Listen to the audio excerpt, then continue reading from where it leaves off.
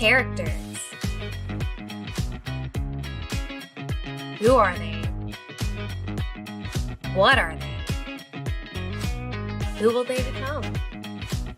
So much goes into the creation of a character, their backstory, culture, beliefs, image, eye color, description, personalities, and so much more. As readers, we only get a glimpse of what truly goes into each character.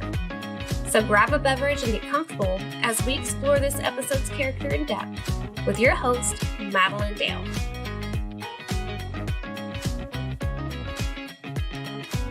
Hey guys, thank you for joining me for another episode of Character Driven.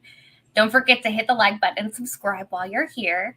I am excited for the guest we have today. We are going to be talking about an intense character, guys, and I am stoked to dive into this character and their backstory, and holy cow, the trauma like this guy has gone through, and it's just, I'm excited about this guy. But let me bring in the amazing author that has created this character and let him introduce himself. Hi. Great to be here. Yes, I'm excited to have you on. Go ahead and tell our listeners and viewers a little bit about yourself, who you are, and who this character is. All right. Well, I'm JMD Reid. That's my publishing name, but my name's James. I have like two middle names, so I just used all my initials to make myself look all fancy on my characters. But I am a fantasy author. I have more than nearly 30 novels now published on Amazon. I got another series coming out starting in September that I'm gearing up for the launch of. And yeah, so I got a lot of stuff on my plate. And this character we're talking about is Naich. He's from my current work in progress. It's probably going to be a 7-book fantasy series. I'm currently writing book 5. So I'm kind of nearing the end. And he's like a Viking, right? So think he is a big burly guy with blonde hair, blonde beard, like a beard like mine, but blonde and not going gray. Yeah. And very, very, very muscular, like Schwarzenegger in like the Conan the Barbarian movie back in the 80s. So he's got a real that physique. And he's a brawler. He likes to tell off-color jokes, and he likes to fight, and he likes to wench, and he used to be a really bad guy before the story met, and he kind of met this guy named Krieg, who kind of became a surrogate father to him, because Nick's father is not a nice person, to say the least. He's a pretty vile individual, and how he treated his son and the sort of lessons he imparted to his son about what it means to be a man and how to treat women and stuff was really just terrible. And so he has a lot of issues. He's a very low opinion, I would say, of women's trustworthiness, and so that's something that is on his character arc, right? And he's he's loyal to his friends, and but he's quick to anger, and he's quick to use violence, and he's got a really big hole in him that nothing he does ever seems to fill. And that's, I think, his probably biggest thing that drives him, is he just doesn't know how to find any way to deal with the anger from his childhood abuse. And so it manifests in ways, in avoidance through jokes, and boasting, and being very much the most manly guy he can be. Don't back down from a fight, just throw himself into everything, just to keep proving to his dead father that he is like still the man, even though he killed his father, out of over what his father did to him. So, but he's still trying to prove to his father at the same time. So he's a rather complicated character. On the surface, though, he's very simple, which is what I like about him. Yeah. So let's dive into his childhood, his past, because you've mentioned that's shaped a lot of who he is and what he's having to deal with. So the cycle you mentioned he's trying to break is the cycle of revenge on the pre-questionnaire, right? Yeah. Yeah, so he is trapped in that sort of cycle of always wanting to get revenge. So he comes from a warrior sort of society culture where, you're supposed to, son's supposed to avenge your father, you're supposed to, be strong, be fit. He grew up in a remote sort of mountain place. His father was like a forester or hunter. I don't really get into what his dad does. His dad just goes out in the woods. They live in a cabin, very remote. His mother is absolutely miserable in the marriage. And this father, abuses her all the time, as he abuses Naich. He beats Naich. He sexually abuses Naich. Just like, you need to be a man, stop crying, even as I'm doing really terrible things to you. And so he very much took that in, and, this is what he's supposed to be. And so it's kind of breaking it down. And the start of that is with the dragon he bonds, who is a female dragon. So this will be like the first woman he'll get to really trust. Outside of it, there's this warrior woman that he likes, but he really doesn't see her as a woman. He sees her as just a guy, more so, because she's very much she's like one of the women that just hit the genetic lotto, and she's really just big. Everyone jokes about her and call her a giant. So she's very much she's not the most feminine woman, though she does have her feminine side. We're not really here to talk about but like as far as women as romantic partners, he has very little desire for that until he, so that's kind of where the dragon spark comes in. But anyways, that's his childhood, and his father abused him. His father has always suspected that Naich isn't even his son. So there's part of it. So his father's always questioning that. And, and one day he does catch the mother with another guy, and Naich is there when his father deals with that. And so that's in there. So that's in Naich's past. So that's where Naich's sort of low opinion women is, because a woman is supposed to be a good wife, and his mother wasn't that, even though she didn't have a good marriage and she's miserable. So like, but a child doesn't get this stuff, doesn't understand all these nuances and emotions. So this is kind of where Naich's like low opinion women comes from, and that carried into his adult self. So he's very much a womanizer. He makes no attachments, but he has no problem, enjoying himself. But he's not. So how does that change when he meets the dragon and bonds with her?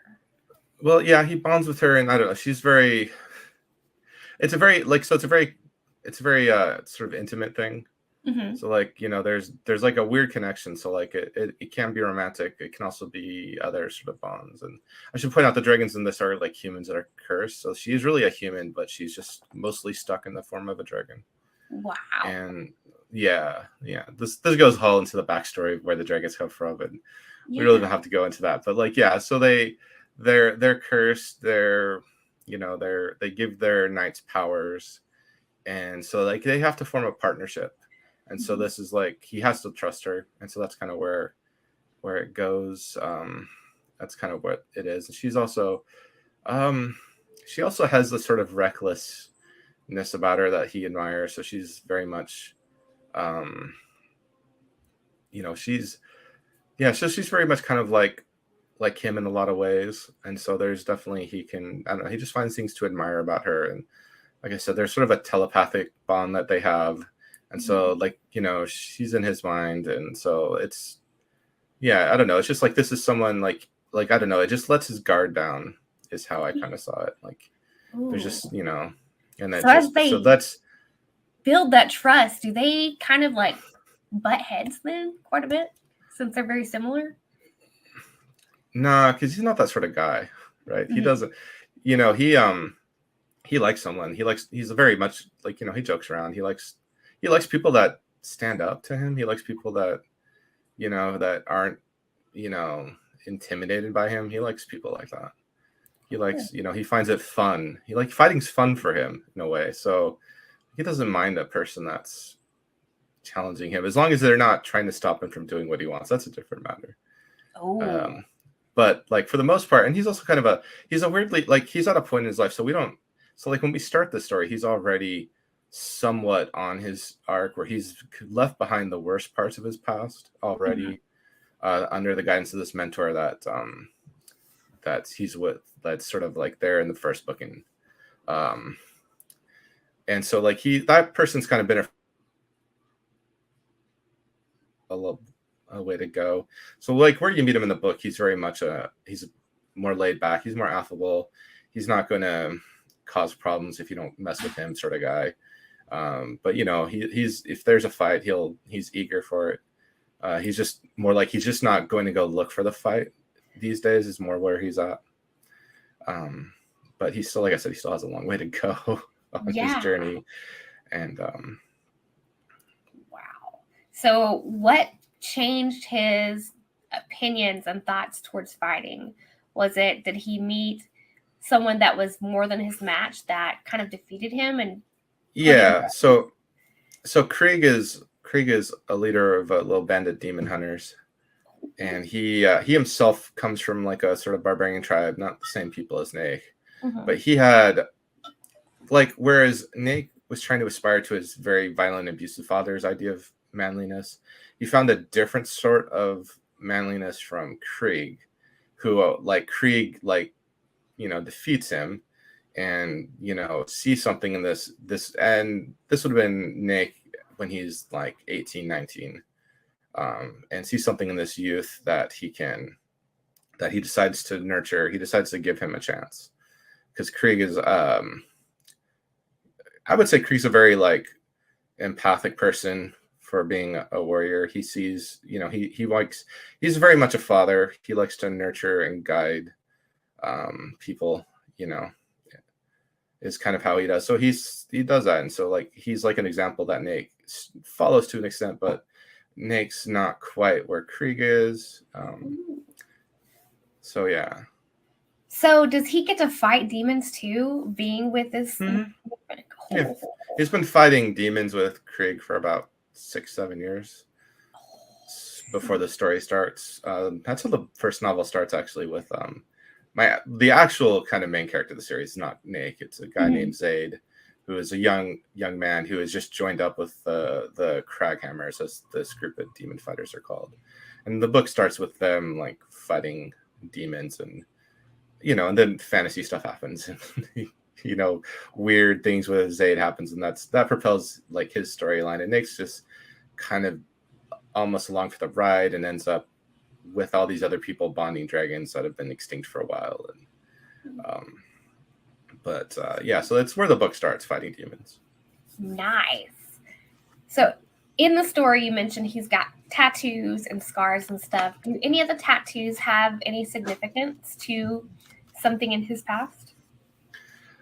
He's got like a black eagle tattooed across his chest, and there's a scar that goes through it. And the scar is more important. The tattoo is just like, you just get tattoos in this culture. And so the eagle, like, it's a symbol, but it's not necessarily really important. It's more like he was, how old was he? Like 15 or so, I think, when he got the tattoo. And he got the scar not much longer after that, because the scar came from killing his father. So that's the wound his father left on him. So that's what that scar is. And so, yeah. So that's why. So the scar is more important. So the scars kind of just show that like he got the scar after getting the tattoo, and it's just the tattoos just to show the culture more than it having much significance for him. Yeah. So he killed his dad. Like, yeah. Did he finally feel like he was free when he did that?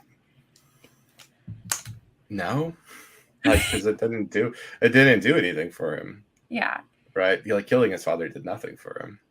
And I should say, he didn't just kill his father. He probably killed his biological father on behalf of the man who raised him too. So because like after the mother was killed, the guy she was caught with got away, and they tracked him down, and to prove he was a man, like, he killed this guy that might have been his father.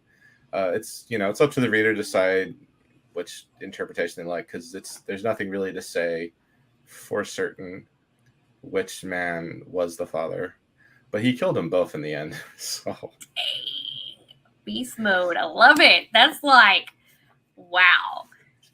Does he have a choice of weapon that he uses when he fights? Yeah, he likes an axe. And since he's now bonded with like a lightning dragon, he makes an axe sort of out of amber that's all electrified. But he likes to use an axe. He also, well, when you fight demons, the demons are actually just like possessed rocks, so they're mostly fought with hammers. Yeah. So when they fight them, they fight with just big mauls. That's why they're the crag hammers, because they fight with hammers. And crag comes from Krieg, so it's like, yeah. But that's so. But mainly, but like when he's not fighting with a hammer, he prefers an axe. Yeah. Nice. So, what are some of your favorite scenes featuring his character?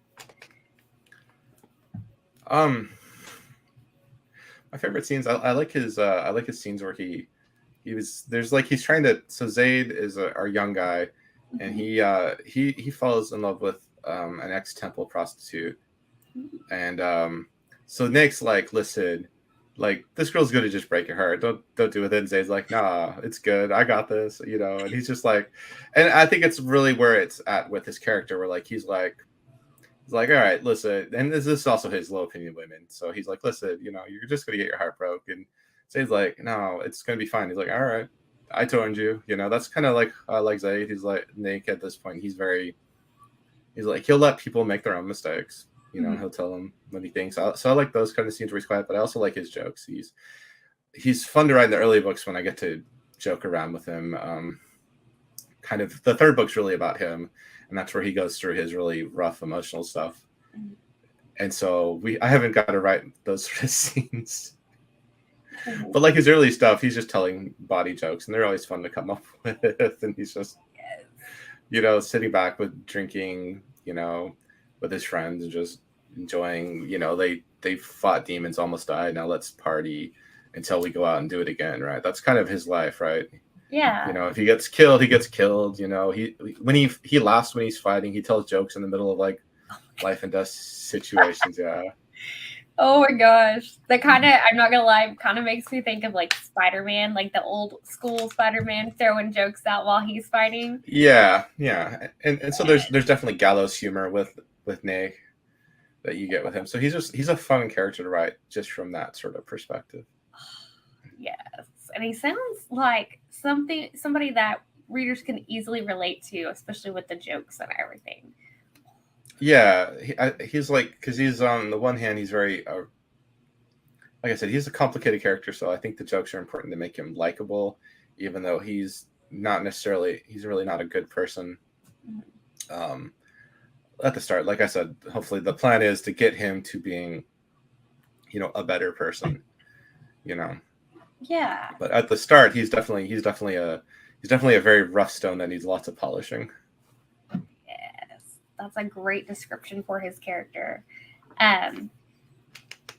With the story kind of still a work in progress and everything, how does the bond affect his like thoughts about fighting? Does he kind of find less because of he's connected to the dragon, or does he feel like he's almost invincible being connected to them?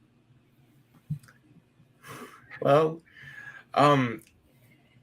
you asked me to pick a scene, and that scene is kind of going to address some of like how he thinks of things, and he sees like with his dragon that he can just do more fighting. He can do even more risky stuff. And like I said, well, I picked a scene that's an argument between the characters where he is wanting something and all the other characters are telling him no, and he's really is about to throw down with his friends because this is where he's at. He's a really angry person, and he can't believe what they're doing, and he's so that the whole scene is about getting him to back down from doing something. Nice. So that's the scene I picked, and it leads into what his whole storyline will be, and thing, which is like I said, chasing vengeance, and like I said, his dragon's all gung ho on it.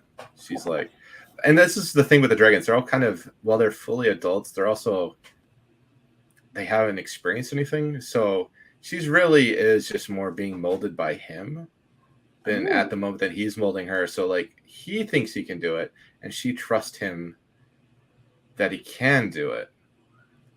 Right. So she doesn't have the life experience to like know if he's BSing her or if he's just, talking, if it's just bravado or if he really can do it. So she's not a controlling influence on him at the point in the story where I'm gonna read from. Yeah. Okay, now I have to ask, where did the inspiration for him come from? Was this from somebody you met, or was it kind of you read something and this character developed from that? I would say there's a lot of things, but the biggest thing I would say that's the main thing is from a character called it's called Nerus Sciotha. He is from R. Scott Baker's Second Apocalypse meta series. And he is a barbarian of this tribe called the Skilled Lendi, and they're modeled after steppe barbarians of our own, and they're always raiding the sort of like Romanized lands where the cities are, and so they're this very much a warrior culture, and he is constantly trying. He is like the best fighter, the strongest one. He leads his tribe, and yet he is constantly trying to prove that he is a man, that he is he's like the man of men, because as a youth he was seduced by an older man into a homosexual relationship, which is people. That's that makes you lower than a woman in their eyes. Is how they would see that. And so and this man was a slave, and this slave then challenged his father to a duel and killed him, and that's how he got into command of the tribe, and all his people know this happened. And he thought this older guy loved him, and then it turned out his mother had the guy's baby because this guy seduced her too, just to get access to him and all to get free. And this goes into the whole story. So he is just he's obsessed with proving that he is the straightest of men, when he probably isn't. And that he just is constantly having to prove him, because it doesn't matter how much glory he wins. All his people just look at him as this weeper and this, the F slur, as they say it. And nothing he does, and all the other tribes know about it, and it doesn't matter how amazing he is, how he's the best fighter, how no one can beat him, how he, it doesn't matter to them, and it drives him insane. And and then the son of the guy that that seduced him shows up on a quest to go kill his father, and he's like, all right, I'm going to use the son to get my vengeance, and just goes abandons everything on his quest of vengeance. And it's this whole thing. He's really one of the most complicated characters I've ever read. And so, yeah, that's the main inspiration for Naich, is kind of that sort of stereotype. Obviously, there's different ways I took him. He's he's not a tribal leader. He's not trying to do it, but that's kind of, I think, where the idea for Naich came from. But then I molded him. But yeah, it's see the revenge, the revenge matches up with them, because they're both stuck in that revenge cycle. And you mentioned that's what he's trying to break free from, or break in general, right? Yeah. So yeah, whereas Snare's from a grimdark series, so people don't tend to succeed on their character paths in that book series. But I write more I don't know, I write dark fantasy, but it's there's always hope in mine, where it's not, I think I have content that you'd find in grimdark, but I always my goal is to take you into the dark and bring you back out, where not to just stay there. Yeah. So he does have hope in the story, and he might possibly actually come out of it alive. Might possibly. Oh, that makes me happy. I'm not gonna lie, because of all the stuff, all the trauma that he's experienced. Like, he deserves a happy ending, but sometimes, like you mentioned, that arc doesn't have that. So I'm curious to see where you go with it, for sure. Cool. Any final things you want to share with our viewers about this character that might be interesting and encourage them to come check out his story? I think that's kind of really it. I mean, I'm spoiling quite a bit of early stuff in him. I'm cutting off before his arc, I'd say, really starts, where it really starts to impact as a character. He's not changed much. So like I said, the third book is his book. So each of the books are kind of structured where it follows one of the knights, and it's really more about their backstory and character is how I'm structuring the series. And so this one is, so book 3 is his book. And so the first 2 books, he's more just, he doesn't change much. He's just, nothing's impacting him. He bonds his dragon, and he's helping with the other characters, and they're doing their thing. So I don't think I'm really spoiling much by going up there. I'm going to spoil like a character death that happens in book 1 with the scene I'm going to read. But I think it's kind of the one that I think really kind of shows where he's really at mentally. Going into what I would consider him going into the crucible of, will he grow? Will he fail? Will he come out the other side? Will it break him? So that's where like the start of his story really is kind of this book, and this scene I think is a good example of where that's going to go. Nice. Well, James, thank you so much for joining me on Character Driven. Go ahead and tell everyone where they can find you and follow you and snag copies of your books. Yeah, I'm on Facebook. I have a group that's called Fantasy Worlds of the Imagination. That's blinking on it, but yeah, or you can just look me up. I'm James Reid, just spelled like my last name is spelled the same as there in the little corner. I'm on Twitter. My books are all on Amazon under JMD Reid. There's the Storm Below series, the Shadow of the Dragon series, then Jewels of Illumination and Mask of Illumination are the 2. Those are my book series that are out there too. There's 3 5-book series and a 12-book series. Well, once again, thank you. And you guys watching, thank you again for joining us. Hit the like button, subscribe, and remember, it's always time to go indie now.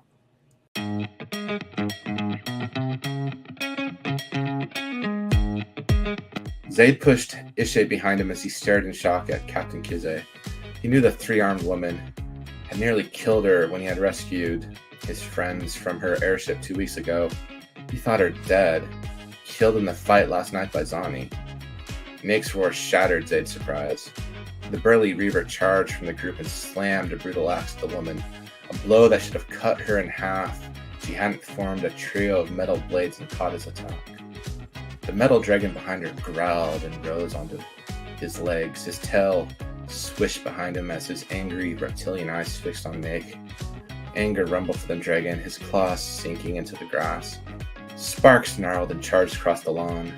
The metal dragon turned to face her as Naich drew back his axe and hacked at Captain Kize.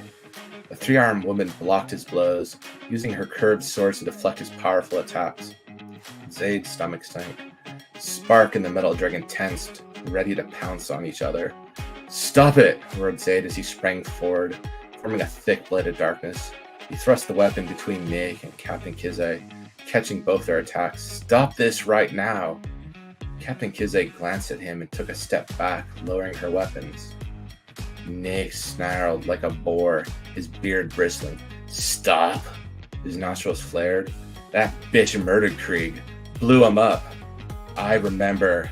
Zaid faced the bigger man without flinching. He'd been in enough street brawls to know never to show fear. "She almost killed me too, remember?" "If you remember, why are you stopping me?" demanded Naich.